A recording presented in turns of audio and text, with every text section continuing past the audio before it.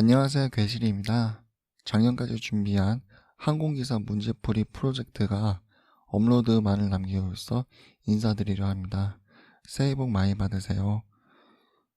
산업기사가 아닌 자격증의 꽃 항공기사에 도전하시려는 공학도 여러분들께 4가지 핵심을 전달드립니다. 진취하시려는 입장에서 뜻을 이루고자 목표를 세우고 추진할 때 겪는 어려움에 대해서 상당 부분 공감을 하고 있고 도움을 드리고 싶습니다. 공부를 하다 보면 개념을 정의하는 무엇에 해당하는 것들은 굉장히 많이 찾아볼 수가 있어요. 마찬가지로 꿈이 있어서 그것을 바랄 수 있는 것은 매우 쉬운 일이에요. 반면에 스스로 찾아가는 방법을 지시하는 어떻게와 당위성을 충족시키려는 왜라는 것은 본인이 찾아보기가 굉장히 어려워요. 길이 열려있다 해도 내가 도움을 구하고 싶지만 아무도 오라 하지 않는 목표는 몹시 냉정한 법이에요. 무엇인지는 알았지만 그 다음 과정인 어떻게를 알아가는 상황에서 포기하는 안타까운 일들이 벌어지는 것을 제가 막고 싶어요. 저도 공부하는 과정에서 약간 깨달은 것이죠. 아, 나도 꿈만 꾸고 있었구나.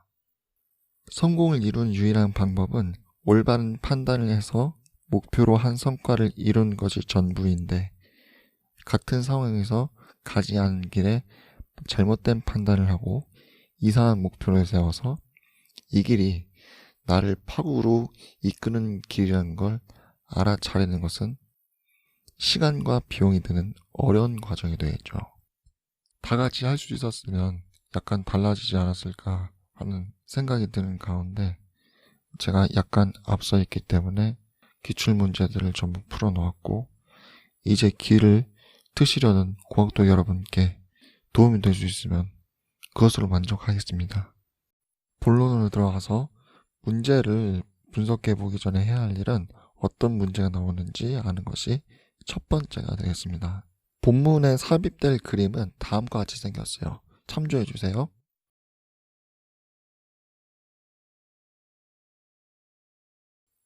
일반적인 전공 서적에서 나올 수 있는 문제를 하, 중, 상으로 나눠볼게요.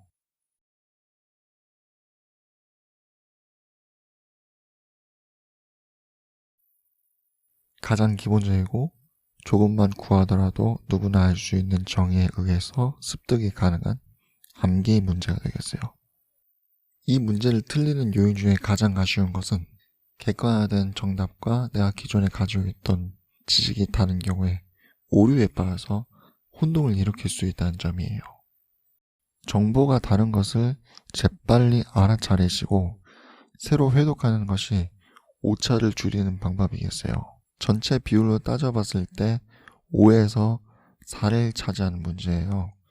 본문에서 쓸 명명은 문제 유형 1, 단순 암기로 지칭하고 상당 부분 맞춰줘야 되는 유형이겠습니다.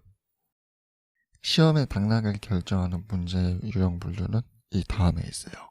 약간의 생각을 추가적으로 해야 되고 원개념에 다른 개념을 결합하는 문제들이 이 부류에 속해요.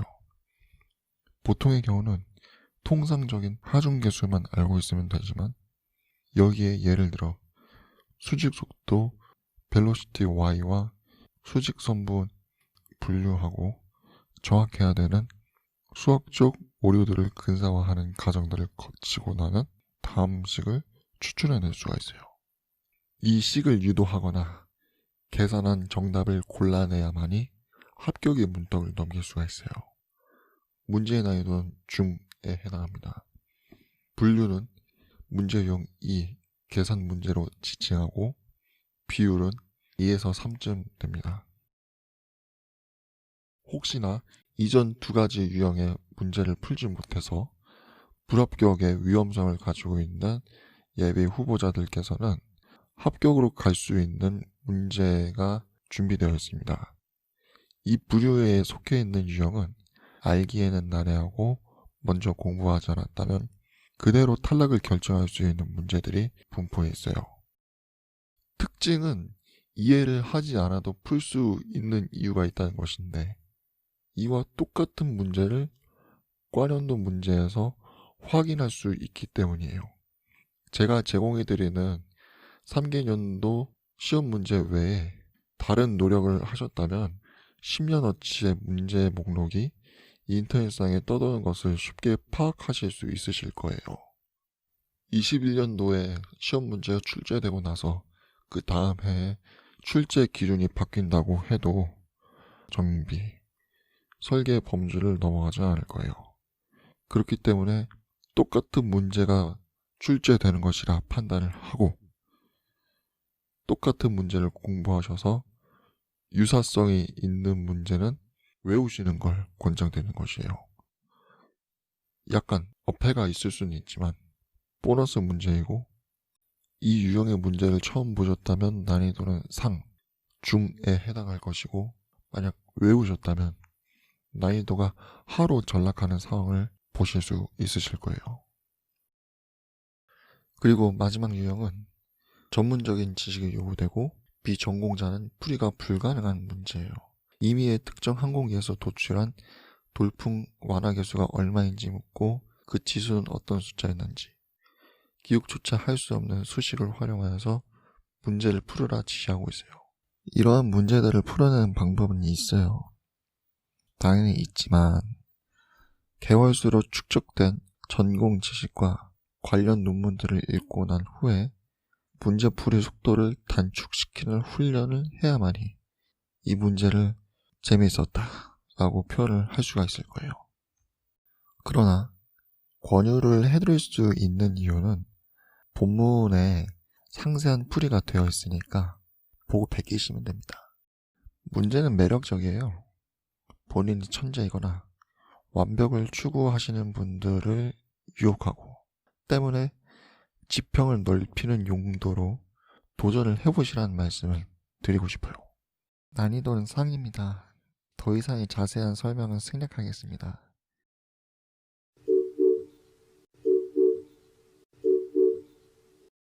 출제 유형을 4가지 방면으로 분석해 볼 필요가 있었는데요. 21년 수험자께서는 9년도 문제를 꼼꼼히 공부해 보세요. 대체로 전체를 훑어봤을 때 연도를 한 해 건너뛰어 다시 출제하는 특징들을 살펴볼 수 있었어요. 2019년을 상당 부분 따를 것으로 예상되는 것이에요. 그런데 저는 출제자가 아니다 보니 주관적인 의견에 입각할 수밖에 없는데 지혜로우신 고학도 여러분께서 적절히 절충해 주시길 바라요. 두 번째 출제 유형은 한 개념에 대해서 세분화해서 출제한다는 것이에요. 알파벳 A를 약간 독특하게 나눠보자면 22년도에 출제될 문제는 사선같이 생겼고 23년도 문제는 역사선같이 출제되었고 그 다음에 24년은 하이픈 모양으로 생겨서 이들을 합쳐봤을 때 모양이 A라는 알파벳을 닮아있다는 것을 추론할 수가 있는 것이에요. 이 유형의 문제가 아쉬운 점은 사선 문제를 외워서 다음 해 역사선 문제는 풀어낼 수가 없다는 단점이 있어요. 사실 모아놓고 상위 개념으로 올라갔기 때문에 이 문제를 풀어낼 수 있어야 되는데 문제를 외워서 갔기 때문에 틀리는 상황이 발생해요. 이때에 해야 될 작업은 개념을 요약하고 정리하는 과정을 거쳐서 예상을 하는 것이 답을 때려 맞출 수 있는 방법이 될 거예요. 세 번째와 네 번째 출제 유형은 문제 유형 3번, 4번과 맥락을 같이 해요. 대치해서 풀어보셔야 되고 반복되어 출제된 문제가 있는가 한편 완벽하게 처음 보는 문제가 있어요. 해법은 위에서 말씀드린 것과 똑같고 충분히 풀어낼 수 있으실 겁니다.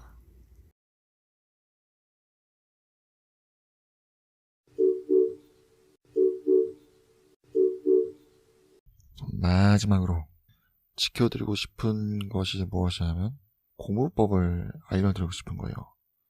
자격증은 전공 지식을 기반으로 하기 때문에 방대한 자료들을 혼자서 수립하기 어려우신 분들이 계실 수 있어요. 그 중에 하나를 제시해 드릴 수 있고 강요는 하지 않겠습니다. 책을 읽지 않는 것으로부터 시작하여서 참조하시고 공부법을 만드는 재료로서 사용해 주시길 바랍니다. 건승하시길 바랍니다. 고학도 여러분,